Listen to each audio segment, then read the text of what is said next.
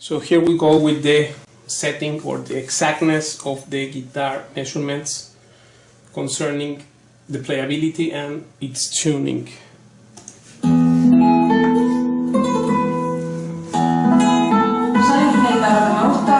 puse a tocar, la puedo amplificar. De repente veo que hay sectores que no siento que está como muy alta, no sé yo, muy alta, o no me siento muy cómoda de tocar, o me trastea un poquito. ¿Cómo la puedo calibrar? ¿En qué consiste la calibración de una guitarra? Empecemos por una española tradicional. Bien, eso es justamente lo que vos, los problemas que te pueden surgir en una guitarra son temas de calibración, estos que estás mencionando. Y básicamente una guitarra esté bien calibrada quiere decir que está la cuerda lo suficientemente pegada para que esté cómoda y que afine. Básicamente esos son los dos tips más importantes de calibrado, es que la guitarra afine y que la guitarra esté cómoda de tocar. A veces la afinación de una guitarra depende de la construcción de la misma. Hay guitarras que son imposibles de hacer afinar tal cual como están construidas. A veces simplemente corregir algún apoyo de la secuela en el puente, de la ceja de acá. So he's meaning here that the saddles, when the saddle is, if the saddle is, if the string is resting on this point of the saddle, is different than if it rests on here, right? Because it has some curve here. So then, therefore, sometimes the inaccuracies on the frets, luthiers try to save face by sanding this in a way that, you know, if you sand this way, then it goes flat, and then sharp. If you need sharper tone, then they sand the other way around. So it's like a way to try to compensate defects in the setting, right? When the guitar is perfectly made, as in the case of AG, this never happens. But he's explaining here how this calibration thing of the setting or adjusting the setting to save face because of problems tuning the guitar have generally. Digamos el traste cero. Entonces hay correcciones que se pueden hacer, que las puede hacer el mismo guitarrista, a veces que puede visitar un luthier y se las corrige rápidamente, incluso en el mismo momento, y hay otras calibraciones que requieren ya un trabajo de reparación del instrumento, ¿no? Si vos, un diapasón de una guitarra a veces está dividido en el proceso de fabricación, se serrucha y se colocan los trastes, y esta regla, esta progresión de los trastes, se supone que tiene que estar bien resuelta por el luthier, pero algunas guitarras ya vienen mal de fabricación. Entonces, eso ya es un trabajo mayor y ahí se requeriría levantar los trastes y corregir dónde van colocados. So what happens is that, and by the way, in Spain, no guitar tunes except AG fretboards. I have this experience because I own every brand you can imagine and name of any guitar. In the 35 years I have playing professionally, and I can tell you that no guitar tunes, especially the most famous ones. And you can do a very simple test yourself, not even with a ruler or a high precision digital device or anything, no? Like a caliber or this kind of things. But just with a business card we can do a test. Let me show you here this thing. You can do with just a pencil and a business card. Then you draw a line, put the card like this, place the card, and then you draw a line exactly. So you see this is the first fret here, right? First fret. The half of the fret, this way. Like this, you draw a line at the center of the fret, right? By the way, thanks to Maestro Corrias for this great tip, which is an easy way to detect the nonsense luthiers do cynically over and over, because guitars have not proper correspondence of the frets to begin with, and of course, then they have to talk about adjusting the saddles, but no, right? Because it's wrong, the division of the fret. the progression of this division. As you can observe, the distances here have to be proportionately shorter from right to left, right? Because the fretboard, when these frets have to be shorter distance, the more we go to this part, right? It has to be from more to less, and this shows here. And then we just go to analyze normal guitar. Here we will see that there are some inconsistencies in the fret placement, which will of course cause issues in tuning, because here the distances are almost not proportionately shorter from right to left, but look at this last two lines. That space is big. Hello, look at this. Big, short, bigger than the first one. Like, hello. So, here we go. The second last, from left to right, I mean. That is a 4,000 euro guitar, don't think it's a cheap one. It's still, one can observe. In any guitar, perfect. Has to be perfectly done first. And consistent.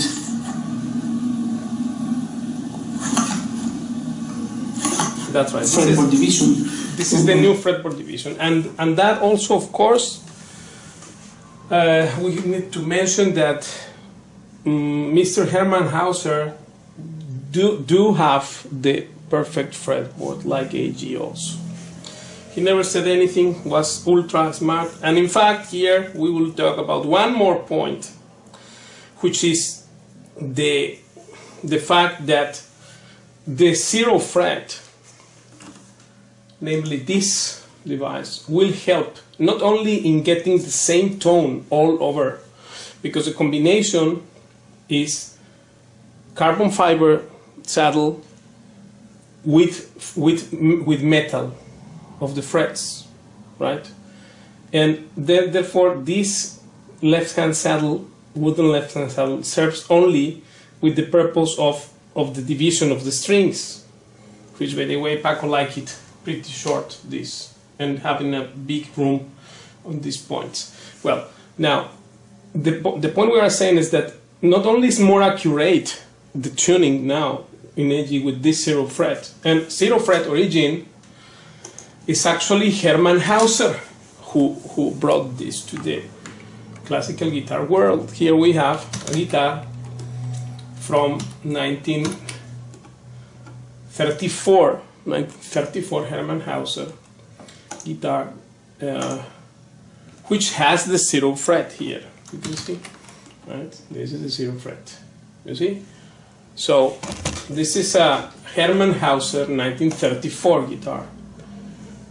Loving guitar, this one. It has its heart on the head and everything. Very nice. So it was Hermann Hauser. This is, look at this beauty. This is 100 years old probably. And here is the zero fret as well. So this is ultra accurate, because Mr. Hauser was more, of course, smarter than any Spanish luthier of that time and of now, with the exception of these great people in AG and certain skilled people like Arcángel Fernández and these guys. But let's say that Hermann Hauser is very high caliber of luthier. All my respects to this luthier, because this is really a luthier, not a guitarrero, just not one who knows so-called the oficio, but really a engineer in acoustics and a perfectionist in measurements, etc. So here we have the same kind of fretboard that of the fret division that we have in AG. And therefore, the zero fret here will play a very important role in this tuning thing, because here not only it will get the normal obsolete bone left-hand saddle will be wear off, and then we have problems, Houston, because let me show you here in this other video. We'll post in the description 5 awful inconveniences of everyday guitars, and at the description we can click on the examples here to see one thing. Measurements from the, wait a moment, here we have, yeah, this is the thing.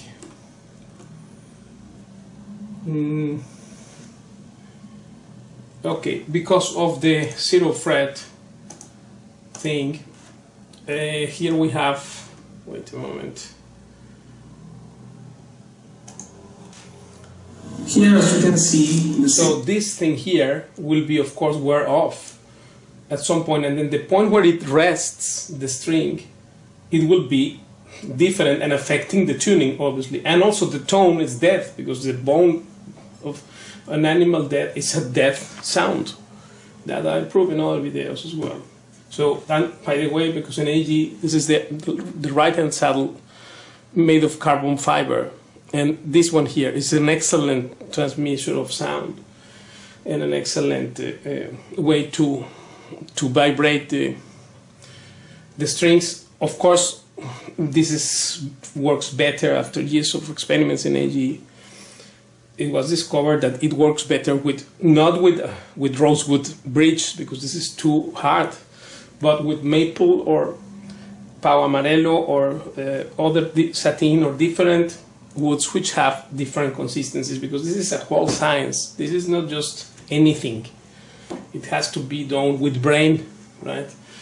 And much brain, and with a lot of budget, because these things, who will pay these experiments? No one pays it. The customer doesn't pay it. It has to be these marvelous people of AG that invested all the necessary to get there. And of course this was, as we said before, implemented by Hermann Hauser back in the 1934, nothing less. Now, because of the fact that the 0 fret helps with the tuning and with the tone, it gives accuracy, and this is much more durable, of course, than wood, and it gives the exact point.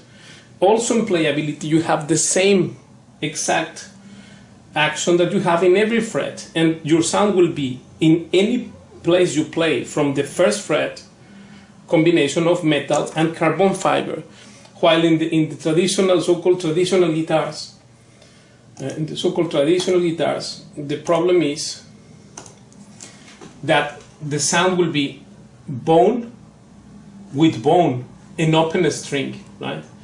And then bone with metal in every other fret. So that is uneven.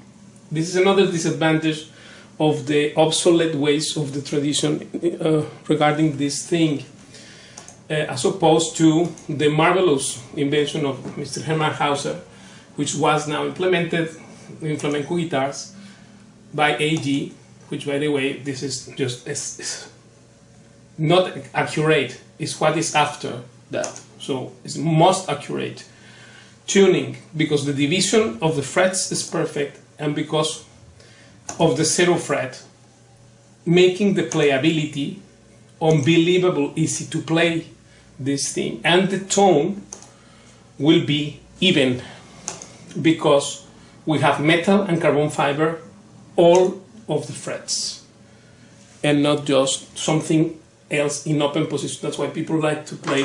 In the past, we like to play with capo because it's brighter. Put the capo at 1 or 2, or like the Paco had also guitars with the capo permanently on the first fret, because this is a problem with the old left-hand saddle, which is obsolete. So now, thanks to God, this was eliminated totally from the face of the earth in AG. And if you have not tried a 0 fret guitar, you need to do it, because this is what is perfection in accurate division, fret division. The most accurate and the only one accurate in Spain is this, and the 0 fret, which gives a tone even, the lowest action capacity, which by the way, action has also been misunderstood as just the measurement from the string to the fret on the 12th fret. That's not action, that is a tourist concept of action. I will explain now what is the whole thing, in other words, what I learned from Paco about this. And yeah, here we go. So you see, this is the thing, right? And therefore, this is most accurate fretboard in the world of the nylon string guitars.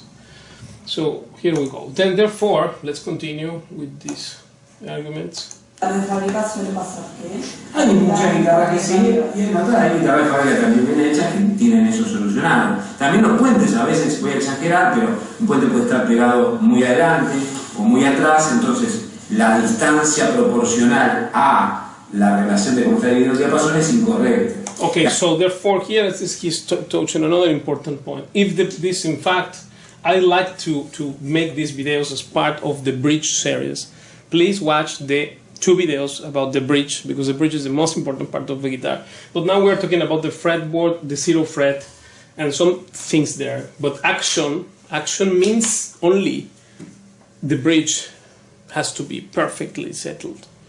So he's right in this point, that if this is wrong, if it's wrongly placed, and wrongly placed means a tenth of a millimeter can be wrong, and then we have problem Houston, because it will not tune well.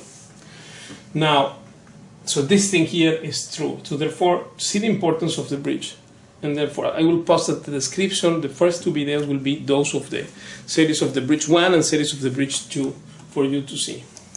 Las guitarras más habituales son de tiro 65 o un tiro aproximado a eso. 65 es el tiro, recordamos, que va del traste 0, de la cejita que se coloca acá, a la secuela del puente, ¿no? sí, varía según también el estilo. You see, bone and bone. Here we go. This is bone and bone. And then frets, metal and bone. So, ugly, really. It's totally obsolete, this thing. This is my opinion, of course. If you want to be brainwashed by the tradition, I have no problem.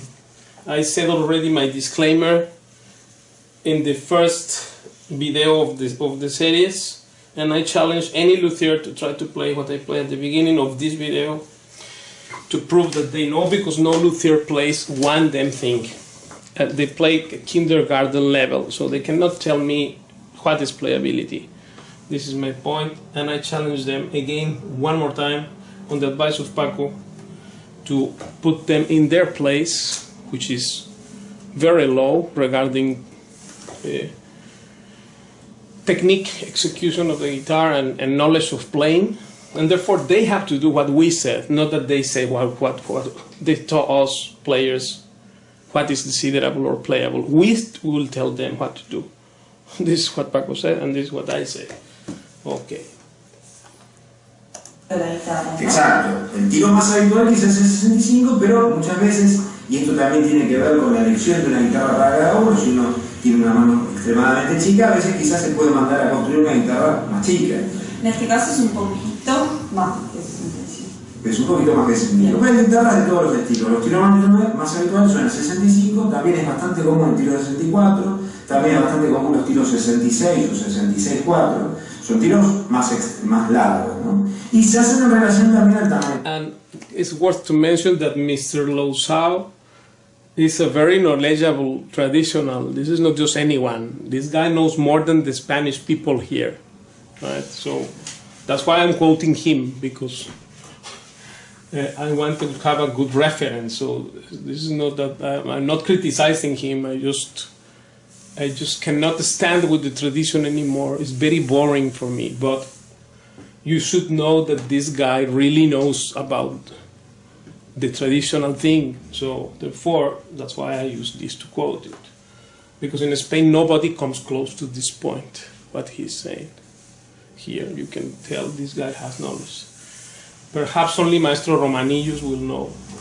But because he's totally biased towards the Torres ideas, in my opinion, is also blind to the facts of the deficiencies that the so-called traditional design has itself inherent to its obsolescence, right? Because it is obsolete, right? Nobody. I said this is obsolete, and sometimes people freaks out. But if I go and say that the first cell phone is obsolete, nobody says anything. They agree. So why not in the guitar design? Sorry. Why we have to keep doing the same always? Right? This is what AG is great at.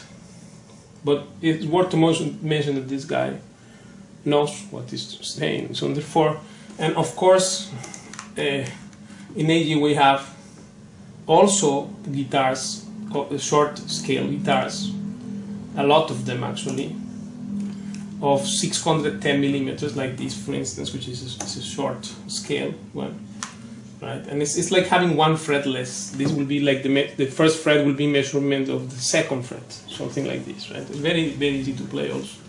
This is in fact for very small hands, as he says, so that's true. Okay, let's continue. Acá también en la vigencia de algunos métodos como el método Suzuki y guitarras más pequeñas para chicos, a veces se hacen tiros de hasta 56 centímetros, tiros más cortitos. En general hay plantillajes, yo acá tengo algunas plantillas que ya tienen marcados los trastes.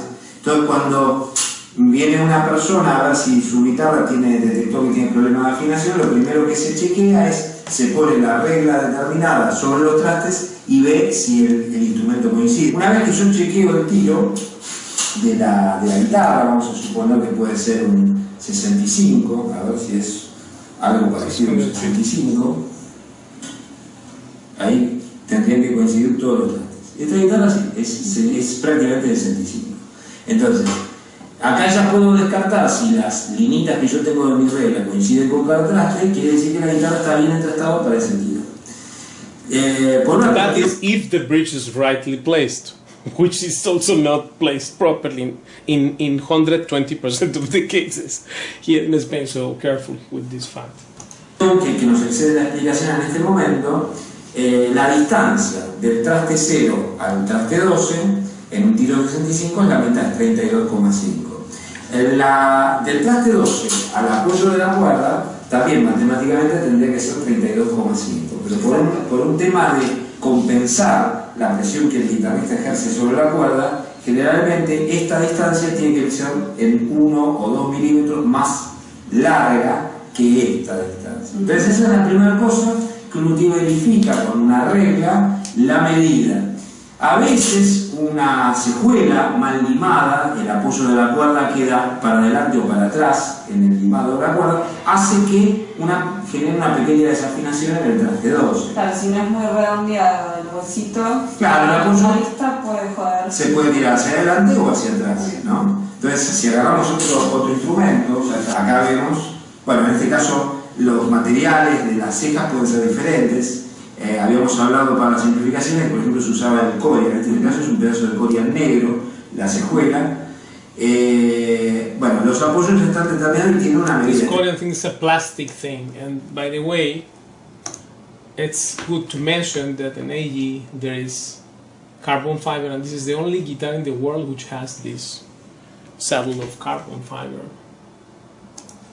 La guitarra es de 64,8, vamos a redondear el tiro, y acá la distancia, acá sería 32,4, y acá es 32,55, porque está compensando la distancia. Obviamente que son medidas aproximadas, estas realmente se hacen en el proceso de calibrar la guitarra, con un afinador se ve cuánto más atrás o cuánto más adelante. En las guitarras eléctricas, a veces, esta es una guitarra tipo Stratocaster, los puentecitos son regulables y tienen un tornillo y entonces uno puede tirar el apoyo para adelante o para atrás. Es mecánico. Claro, This is very smart thing actually, and in fact the ironical thing here about is that $100 guitar, electric guitar, tunes well, but a 10,000 Spanish guitar, so-called of big brand name, does not tune because it has problems in the frets, as I showed here. You can test with the business card and just open your eyes if you want to, and if not, good luck. But a guitar that doesn't tune is a garbage. Doesn't matter who made it, who plays it, if Vicente Amigo plays it, or anyone plays it. I don't care. I care about accuracy and perfect tuning. And of this, Mr. Hermann Hauser knew what to do, and is the only one that knew what to do on this regard. So, and this was from Germany, this is here. Now, to test all the things that the fretboard may be bent, so to help with that, check this thing. To know if your fretboard is bent, pick the finger 1 on the first fret, 6th string, and with the pinky finger of the right hand, I will press the last fret, like this. So finger 1 and this pinky finger on the last fret. And then here in between with the thumb, I will control that there is no distance. There can be maybe 1 millimeter of compensation. So in certain models, but as a general guideline, this has to be straight totally. So finger 1 and the pinky here. And now in between I test with the thumb like this. This is to see that in this point, let me see if I can come closer to show you how straight is this. So I put finger 1 and then this finger, and then you can see that there is no distance here in between in the string around the 9th fret. Right? If this is otherwise bent, then it will be very noticeable, the gap here. So of course it doesn't tune if it's bent. Now what is action? Let's clear that one more time. So here we have the black line is the string, the red line is the fretboard, and this blue line is the top. It's the line of the top. So this is the proper settlement. Here, this is the balance here. Yes, string, the fretboard, follow a line, and also is aligned with the top settlement. And therefore, this is the wrong thing. What generally happens is that the string goes here, and then the red line, which represents the fretboard, look how on the 12th fret it goes so high here, the action. This is the right understanding of action, is not to count just from the 12th fret to the string, right? Because here we can say, for example, from here to here. Yeah, that's one thing.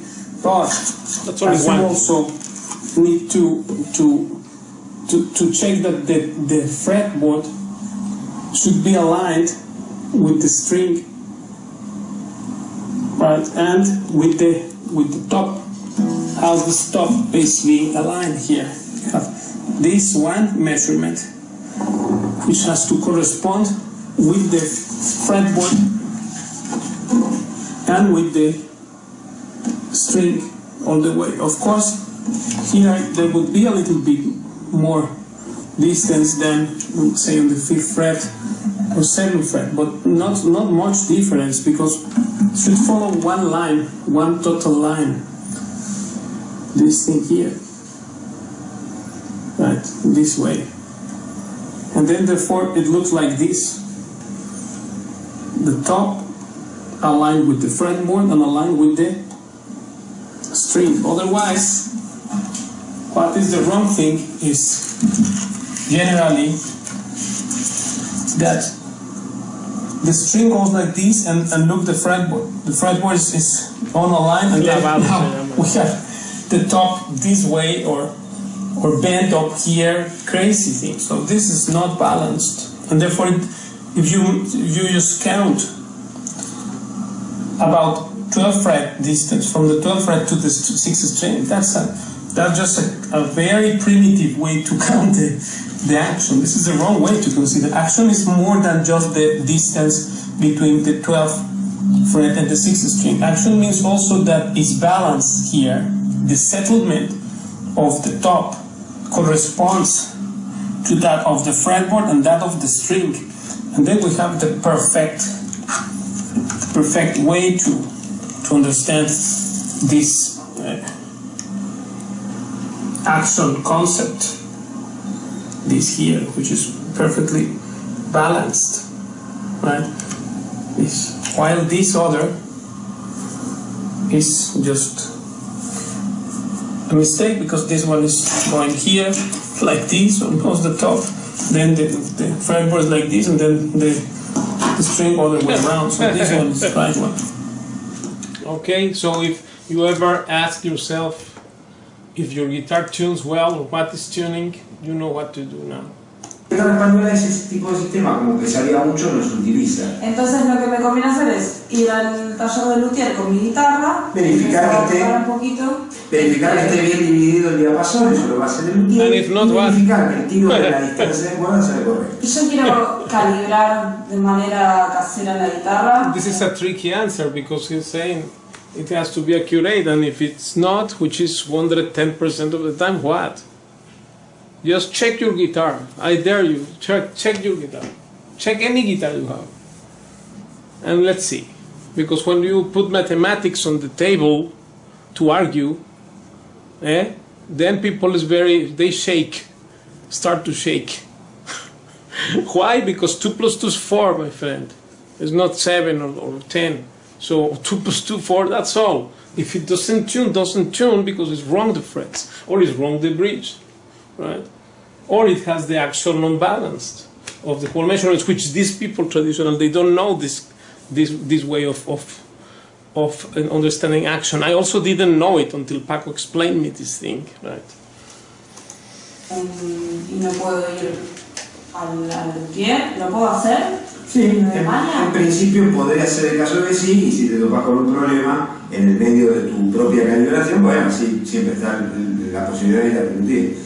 Pero en principio la típica cuestión de reemplazar la secuela o la ceja de allá es un trabajo que si tenés paciencia y prueba y error, podés conseguir estos en muchas casas de música, se consiguen. Okay, so here the thing that now he's saying to the girl that she can do it alone.